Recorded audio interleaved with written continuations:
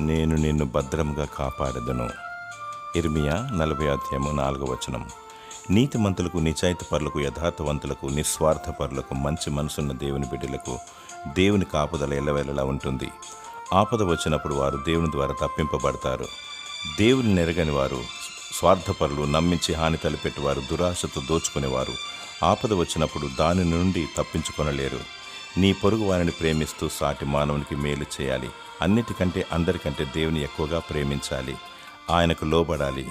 దేవుడు నిన్ను కాపాడి భద్రపరుస్తాడు.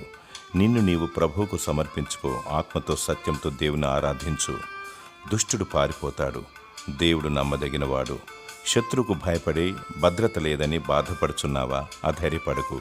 దేవుడు నీకు తోడుగా ఉన్నాడు. దేవుడు నీకు భద్రత, క్షేమము, కాపుదల దయచేయునుగాక. ఆమేన్.